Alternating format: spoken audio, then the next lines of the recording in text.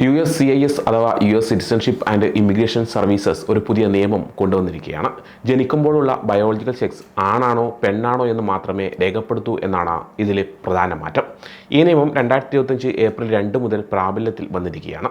സ്ത്രീകളെ ലിംഗപരമായ പ്രത്യയശാസ്ത്ര തീവ്രവാദത്തിൽ നിന്ന് സംരക്ഷിക്കുകയും ഫെഡറൽ ഗവൺമെൻറ്റിൽ ജൈവിക സ്വത്വം പുനഃസ്ഥാപിക്കുകയും ചെയ്യുന്നു എന്ന പുതിയ ഉത്തരവിൻ്റെ ഭാഗമാണിത്. എങ്ങനെയാണ് ഈ നിയമം നടപ്പാക്കുന്നതെന്ന് നോക്കാം. ജനന സർട്ടിഫിക്കറ്റിലെ വിവരങ്ങൾ അനുസരിച്ചായിരിക്കും USCIS ആണാണോ പെണ്ണാണോ എന്ന് നിർണ്ണയിക്കുന്നത്. രേഖകളിലെല്ലാം ഒരേ ജെൻഡർ തന്നെ രേഖപ്പെടുത്തണം. ഈ മാറ്റം യാത്ര ചെയ്യുന്ന ആളുകളെ എങ്ങനെ ബാധിക്കുമെന്ന് നോക്കാം. ജനന സർട്ടിഫിക്കറ്റാണ് ഇതിൽ പ്രധാന തെളിവായി എടുക്കുക. ഒരു വ്യക്തിയുടെ ബയോളജിക്കൽ സെക്സ് നിർണ്ണയിക്കാൻ USCIS പ്രധാനമായി ഉപയോഗിക്കുന്നത് ജനന സർട്ടിഫിക്കറ്റാണ്. ജനിച്ച സമയത്ത് നൽകുന്ന സർട്ടിഫിക്കറ്റാണ് ഇതിനായി പരിഗണിക്കുക. ജനന സർട്ടിഫിക്കറ്റിൽ ബയോളജിക്കൽ സെക്സ് വ്യക്തമായി പറഞ്ഞിട്ടില്ലെങ്കിൽ USCIS മറ്റു രേഖകൾ പരിശോധിക്കും. മെഡിക്കൽ രേഖകൾ, പഴയ രേഖകൾ എന്നിവയെല്ലാം ഇതിനായി ഉപയോഗിക്കും. USCIS പോളിസി മാനുവലിൽ ഇതിനെക്കുറിച്ച് കൂടുതൽ വിവരങ്ങളുണ്ട്. രേഖകളിൽ ജെൻഡർ വ്യക്തമാക്കണം. USCIS നൽകുന്ന യാത്രാരേഖകളിലോ ഇമിഗ്രേഷൻ രേഖകളിലോ ജെൻഡർ രേഖപ്പെടുത്താതിരിക്കാൻ കഴിയില്ല. എല്ലാ രേഖകളിലും ആൺ അല്ലെങ്കിൽ പെൺ എന്ന് രേഖപ്പെടുത്തിയിരിക്കണം. USCIS നൽകുന്ന യാത്രാരേഖകളിൽ ജെൻഡർ ജനന സർട്ടിഫിക്കറ്റുമായി ഒത്തുപോകണം. രേഖകളിൽ വ്യത്യാസമുണ്ടെങ്കിൽ കൂടുതൽ പരിശോധനകൾ വേണ്ടിവരും. ഇത് നടപടികൾ വൈകാൻ കാരണമാകും.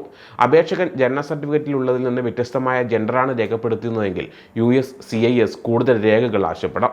ഇത് വിസ, ഗ്രീൻ കാർഡ് തുടങ്ങിയവയുടെ നടപടികൾ വൈകിപ്പിക്കും. അപേക്ഷകൻ നൽകിയതിൽ നിന്ന് വ്യത്യസ്തമായ ലിംഗമാണ് USCIS രേഖകളിൽ ചേർക്കുന്നതെങ്കിൽ അവരത് അപേക്ഷകനെ അറിയിക്കും. കൂടുതൽ വിവരങ്ങൾ നൽകേണ്ടി വന്നേക്കാം.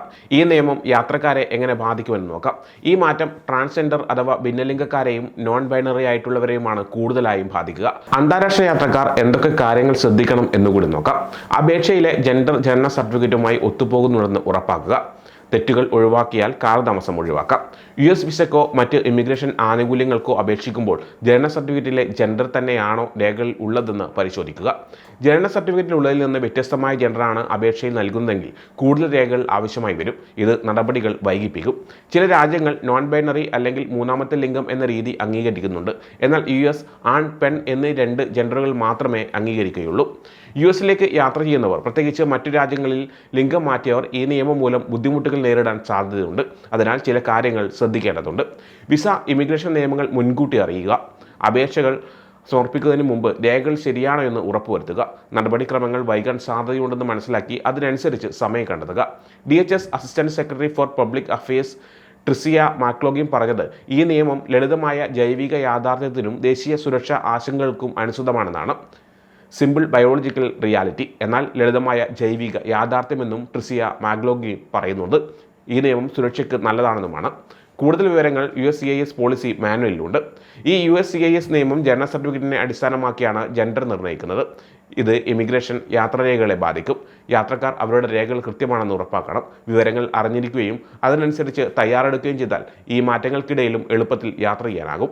ആണും പെണ്ണും എന്ന 2 ജെൻഡറുകൾ മാത്രമേ ഇനി US ഉണ്ടാവുകയുള്ളൂവെന്നും ട്രാൻസ്ജെൻഡർ ഭ്രാന്ത് അവസാനിപ്പിക്കുമെന്നും US പ്രസിഡന്റ് സ്ഥാനമേറ്റെടുക്കുന്നതിന് മുമ്പ് തന്നെ ഡൊണാൾഡ് ട്രംപ് വ്യക്തമാക്കിയിരുന്നു. ട്രാൻസ്ജെൻഡറുകളെ സൈന്യം, സ്കൂൾ എന്നിവിടങ്ങളിൽ നിന്ന് പുറത്താക്കാനുള്ള ഉത്തരവുകളിൽ ഒപ്പിടുമെന്നും ട്രംപ് തെരഞ്ഞെടുപ്പ് പ്രചാരണ വേളയിൽ തന്നെ വ്യക്തമാക്കിയതാണ്. സ്ത്രീകളുടെ കായിക ഇനങ്ങളിൽ നിന്ന് പുരുഷന്മാരെ പുറത്താക്കുമെന്നും ട്രംപ് പറഞ്ഞു. ഇതുപോലെ കുട്ടികളുടെ ചേലാകർമ്മം അവസാനിപ്പിക്കാനുള്ള ഉത്തരവിൽ ഒപ്പിടുമെന്നും അദ്ദേഹം വ്യക്തമാക്കിയിരുന്നു.